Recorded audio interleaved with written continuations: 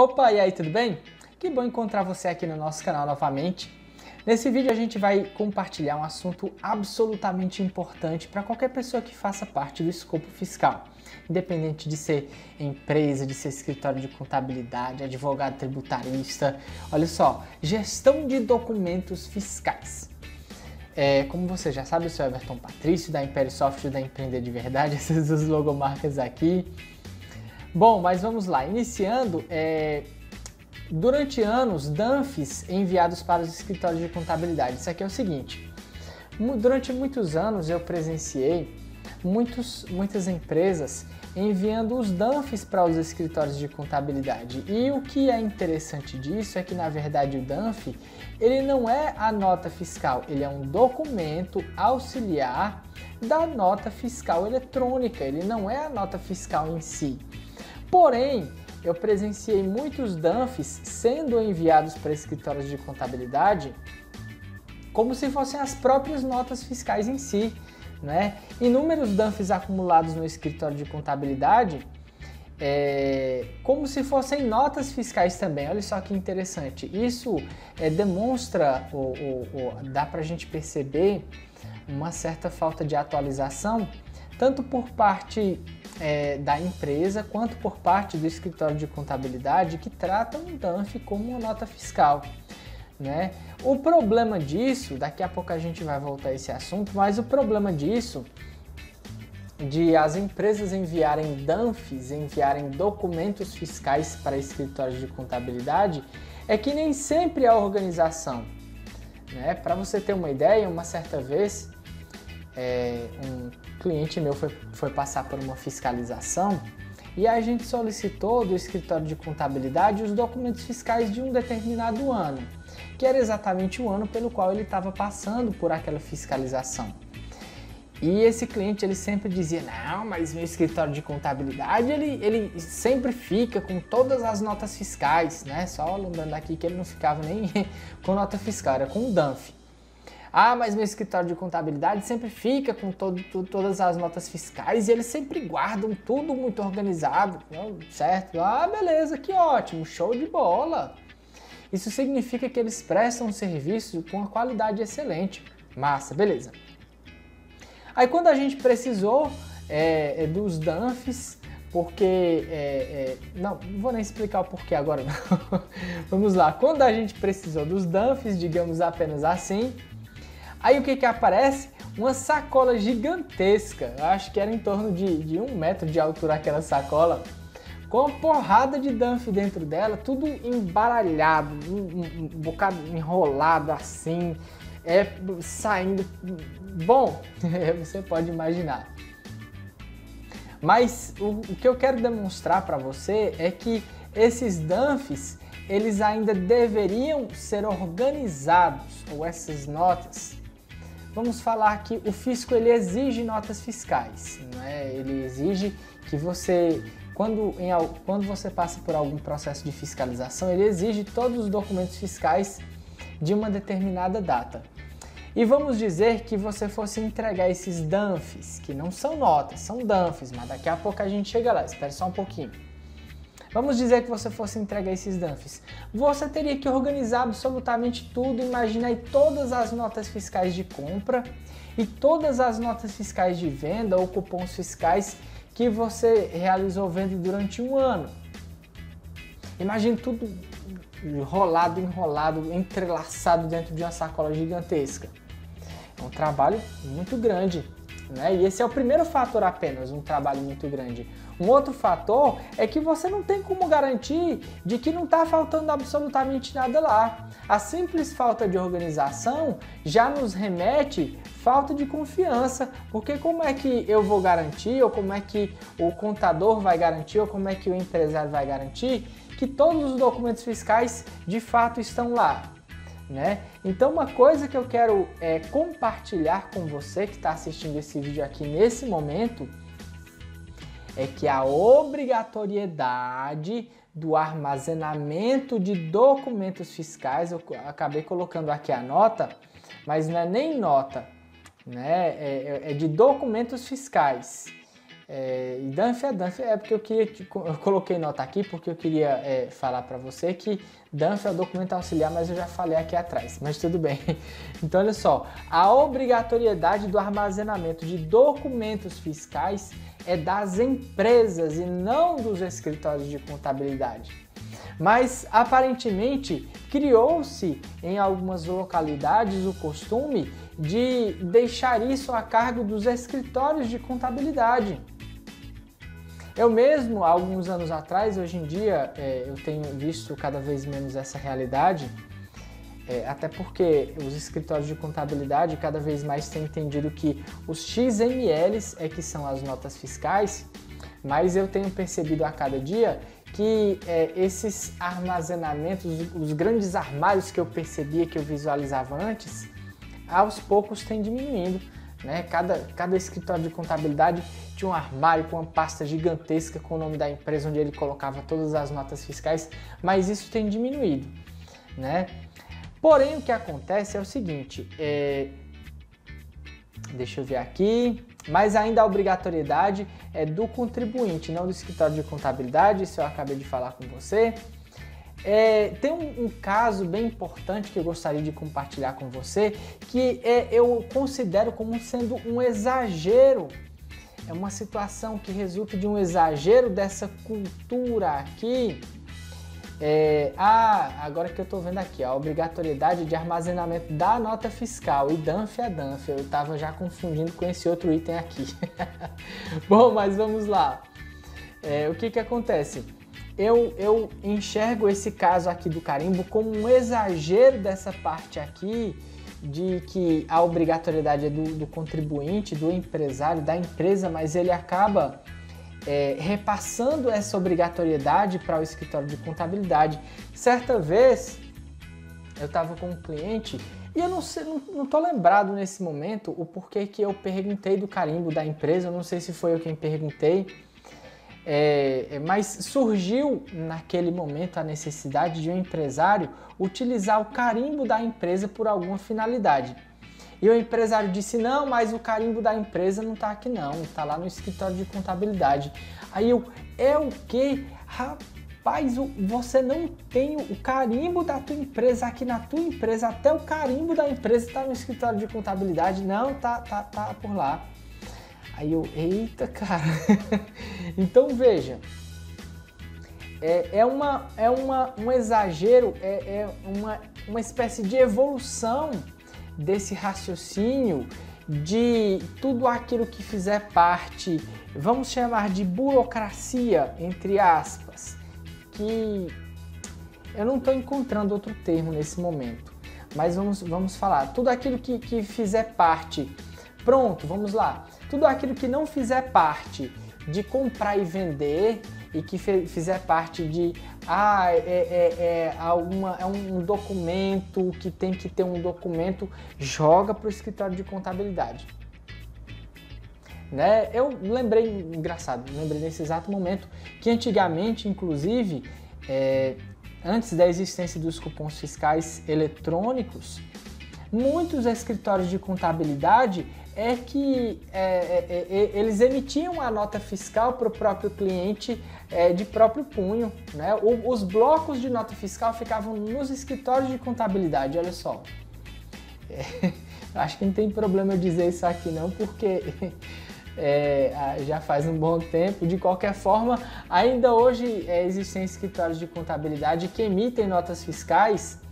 Eu tenho visto cada vez menos, mas existem muitos escritórios de contabilidade que emitem nota fiscal para o cliente, porém já em formato. Mudou apenas o formato do bloco para nota eletrônica, mudou apenas o formato, mas eu já vi muitos escritórios de contabilidade emitindo nota fiscal para os empresários, o que é muito mais problemático do que o próprio empresário entregar o talão o bloco de notas fiscais para poder o contador emitir as notas. Isso, inclusive, eu acabei comentando em outro vídeo, porque tem a questão de misturar os códigos que são gerados no escritório de contabilidade não são os mesmos códigos que são gerados na empresa, e no fisco os códigos chegam misturados e isso acaba gerando problema.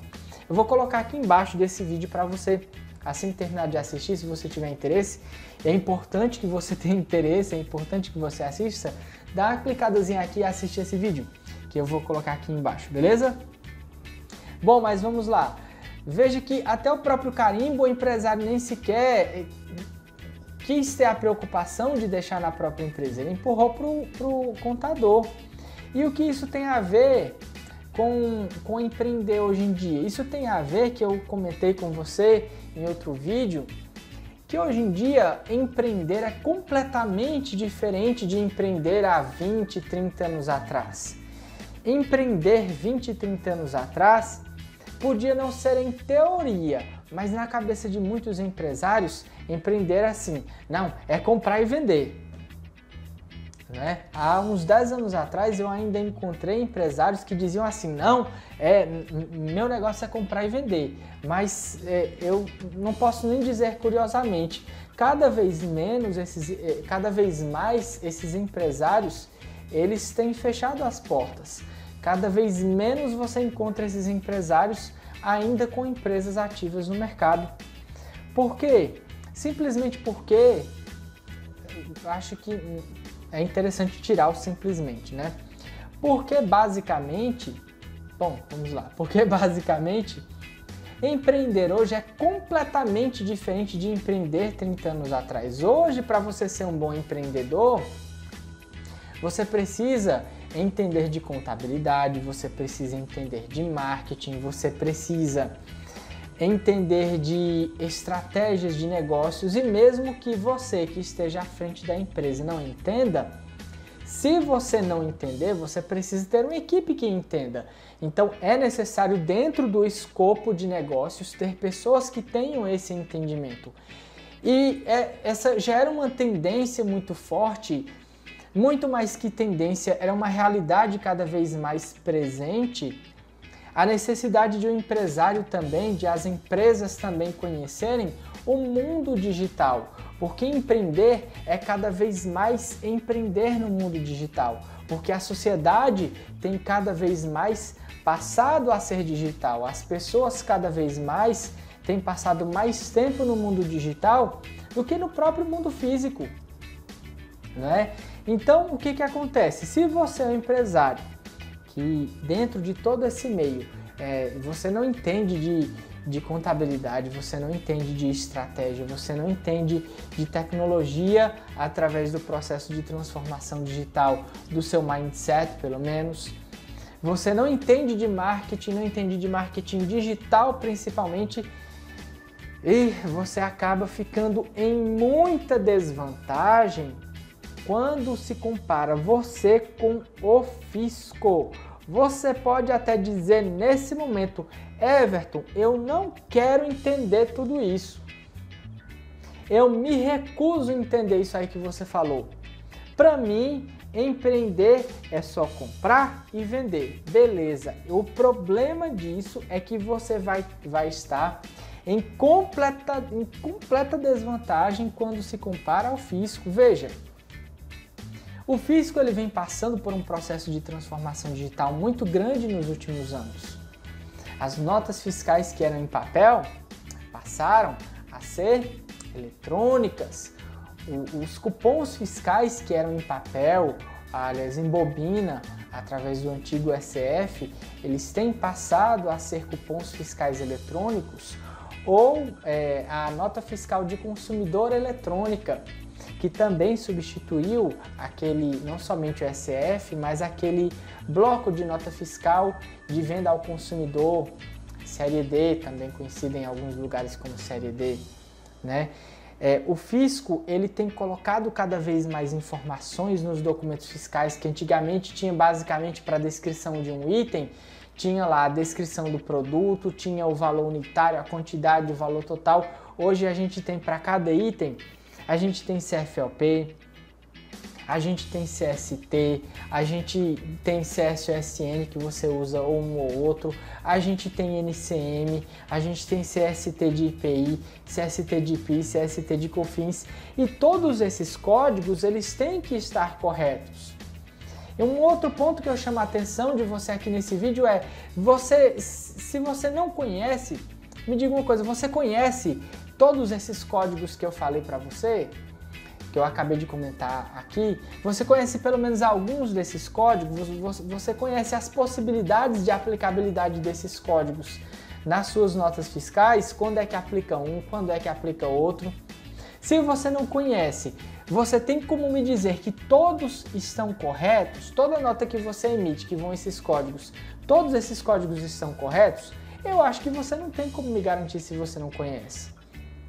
Não é verdade? Então veja, todos esses códigos que você, se você não conhecer, vamos levar em conta que você não conhece, todos esses códigos que você não conhece, o fisco não somente conhece, mas ele utiliza esses códigos para fiscalizar a sua empresa, para verificar se você está vendendo correto, se você está vendendo incorretamente. E muitas vezes você acaba pagando o mesmo imposto duas vezes simplesmente por não conhecer um CST. Simplesmente por não saber que você deveria converter, por exemplo, um CST de 00 para 60 quando você faz uma compra de um produto sujeito ao regime de substituição tributária e que você paga a substituição tributária por fora e que essa informação não está registrada na nota.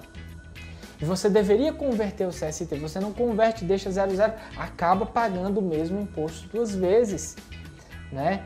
E o fisco não somente utiliza tudo isso para te fiscalizar, como ele inclusive ainda utiliza inteligência artificial para fiscalizar as empresas.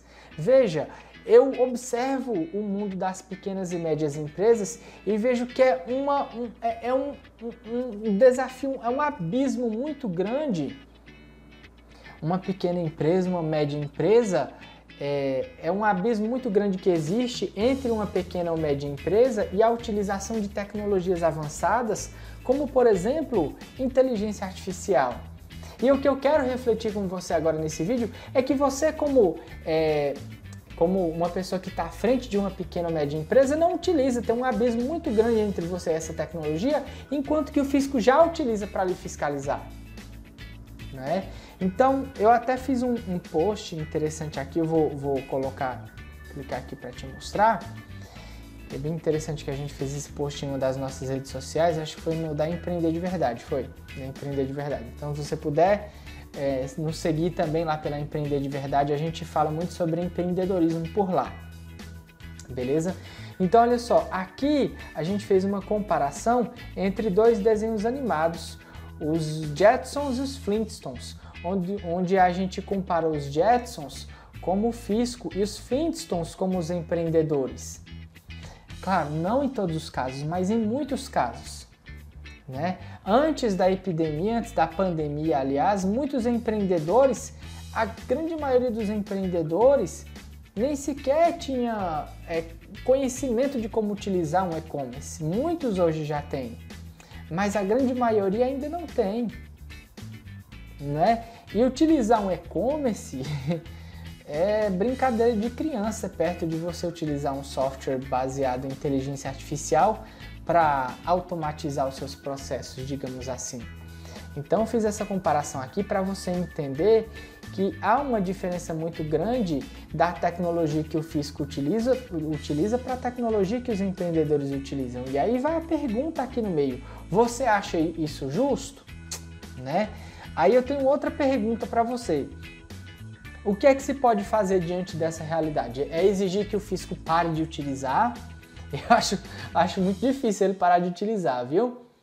O certo é você como empreendedor, você como empreendedora, se atualizar cada vez mais.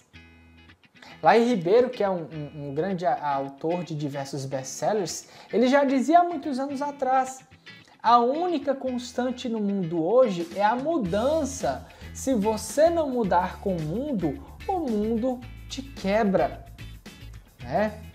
Beleza? Então, entendido essa parte, vamos aqui passar para a próxima parte, aqui para o outro lado.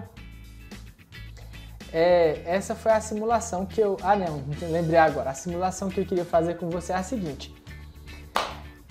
Vamos dizer que eu seja um representante do fisco. Vamos dizer que eu seja um auditor, um fiscal, e que eu vá fazer uma auditoria na sua empresa, um auditor vai fazer uma auditoria na sua empresa.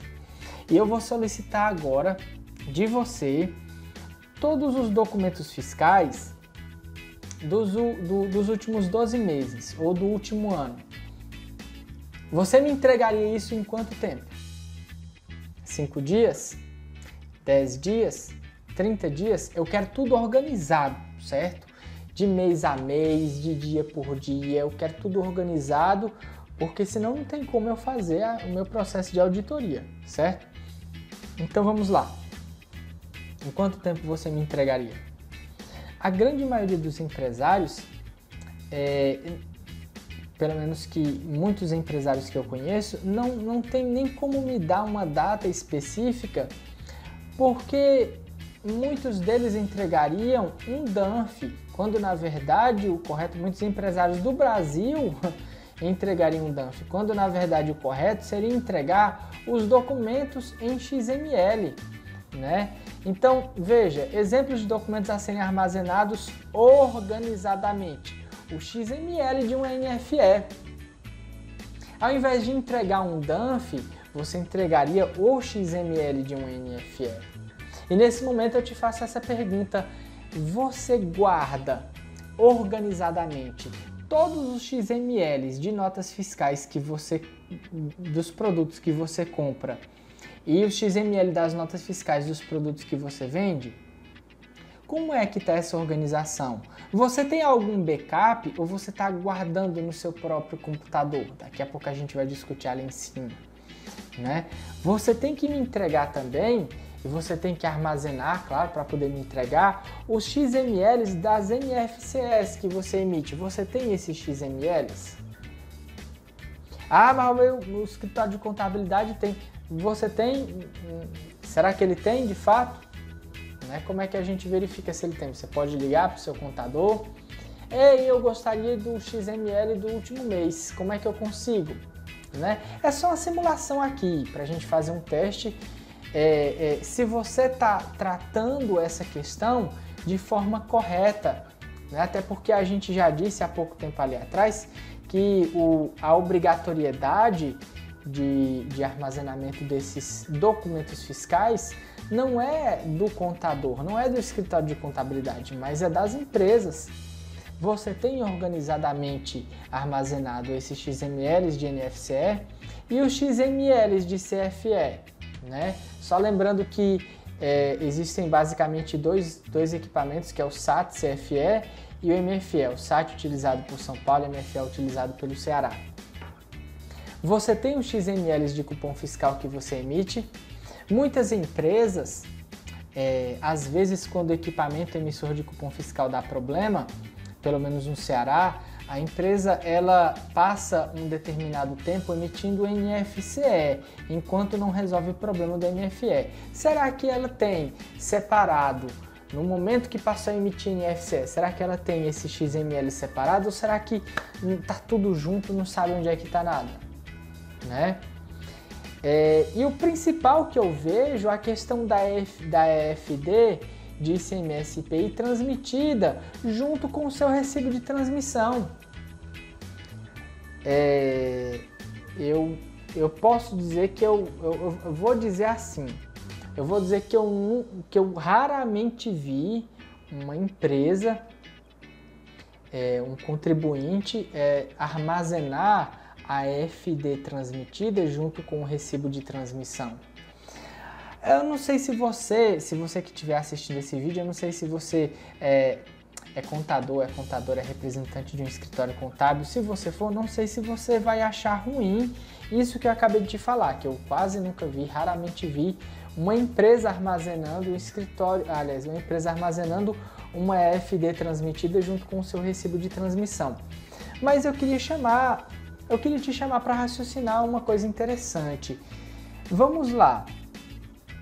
Se essa obrigatoriedade de armazenamento é por parte das empresas e a maioria dos escritórios de contabilidade acaba assimilando essa responsabilidade para si, será que o escritório de contabilidade não está assumindo sem necessidade, uma obrigação que seria da empresa, né? Será que se ele deixasse de assumir essa obrigação, será que ele passaria a ter tempo para investir, sei lá, em leitura, em qualificação para prestar um melhor serviço?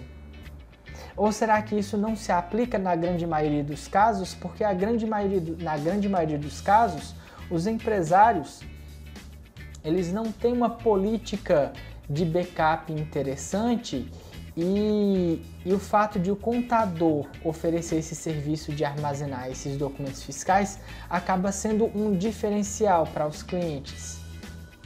E se esse oferecimento desse serviço de armazenamento é um diferencial, por que eu nunca vi escritório de contabilidade demonstrando isso para os empresários como um diferencial? Né? Olha só, são apenas alguns questionamentos para que a gente possa entender melhor o contexto, para que a gente possa identificar problemas, em cima dos problemas para que a gente possa projetar soluções e em cima dessas soluções a gente acabar melhorando os escritórios de contabilidade, melhorando as empresas, gerando mais valor, melhorando o nível de empreendedorismo de ambos os lados, certo? Beleza, vamos lá. Então eu gostaria de fazer mais uma reflexão com você, que é a questão do cuidado para você não manter esses documentos eletrônicos que não são mais em formato de papel, que agora são eletrônicos e que você deve armazenar eletronicamente de forma segura e organizada. Tenha cuidado para você não manter esses documentos no HD do seu computador. Por quê? Porque HD de computador, de uma hora para outra, queima. Já aconteceram muitos casos, eu já vi muitos casos de HDs de computadores de empresas, de computadores pessoais, queimando de uma hora para outra. Eu já vi, inclusive, na época em que eu fui técnico de informática, eu passei muitos anos sendo técnico de informática, tanto na época que eu fui técnico de informática, quanto no tempo que eu comecei a vender programas para o comércio, a desenvolver softwares para o comércio, softwares de controle de estoque, de emissão de notas fiscais eletrônicas e acompanhar clientes durante muitos anos. Eu vi acontecer isso em muitos casos. Em todos os casos onde existiam backups, o problema, na verdade, acabou não existindo problema, porque o backup estava no HD externo, o backup estava em outro local. E eu quero discutir com você agora as possibilidades de backups. Então, como eu acabei de falar, HDs de computadores queimam, certo? HDs de computadores queimam. Então, qual é o ideal? O ideal seria você colocar em um HD externo, né? Só lembrando que HD, mesmo sendo externo, também é HD. É muito mais seguro do que o próprio HD do seu computador, claro. Mas ele tem a mesma fragilidade que os HDs do seu computador, principalmente no que diz respeito a ataques de vírus. Né? Digamos que o seu computador esteja contaminado com um vírus que apaga sistemas de arquivos, que danifica sistemas de arquivos. E digamos que esse vírus ele consiga identificar todo novo dispositivo de armazenamento que é plugado na sua máquina e que assim que o dispositivo é plugado, ele danifica o sistema de arquivos. Né? Do mesmo jeito que o sistema de arquivos do seu computador pode ser danificado, basta você plugar o seu HD externo no seu computador que ele também vai ser danificado. Né? Pendrive é uma opção? Tem mais um pontinho aqui. Né? A fragilidade do sistema de arquivo que eu acabei de comentar. Pendrive é uma opção? Nem pensar. Né? Nem pensar, porque se você simplesmente plugar e esquecer de desmontar o dispositivo, de desconectar, aquela opçãozinha lá de desconectar com segurança, se você simplesmente esquecer e ele estiver em uso, você retirou o pendrive, pronto, já pode ter danificado o sistema de arquivos do pendrive. O que também pode acontecer com o HD externo, mas é importante lembrar que um pendrive é uma mídia bem mais frágil do que um HD externo. CDs e DVDs, eles são bem menos frágeis. Na verdade, um vírus não pode apagar por si só, pelo menos tecnicamente falando, a grosso modo falando, ele não pode apagar os HDs que estão em CDs e DVDs.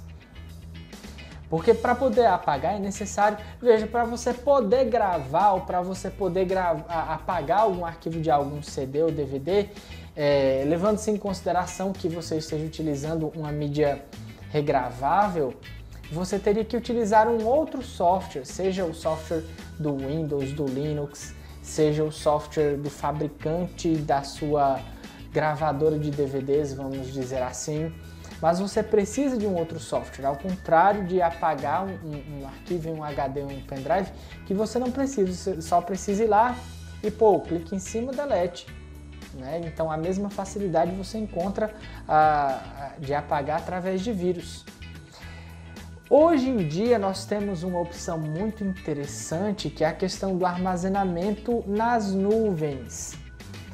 Você pode simplesmente utilizar, por exemplo, o Google Drive, que quando você faz um Gmail, você já adquire alguns gigas disponíveis. Você pode utilizar o Google Drive para você armazenar os seus backups, para você armazenar os seus arquivos. Você pode até fazer e-mails diferentes, um e-mail para você armazenar arquivos pessoais, outro e-mail para você armazenar arquivos da empresa. Você pode compartilhar, aliás, compactar uma pasta que contenha vários arquivos XML, você pode compactar utilizando um zip ou um RAR, para depois jogar lá no Google Drive. Então várias são as possibilidades, mas em resumo aqui, o que seria mais interessante para você seria você vamos fazer o seguinte: quando se trabalha com segurança, é importante você ser tipo um cara muito medroso, uma pessoa muito medrosa. Eu não sei se maníaco seria a palavra que se encaixa, acho que não. Mas vamos lá, você ser imaginar diversas hipóteses, né? Então, por exemplo, vamos dizer que alguém consiga roubar sua senha do seu e-mail que você utiliza para armazenar os seus arquivos no Gmail. Talvez uma possibilidade interessante seja você ter um HD externo. Antes da computação em nuvem, eu indicava 2 HDs externos, porque se um acabasse se danificando, você ainda teria o outro.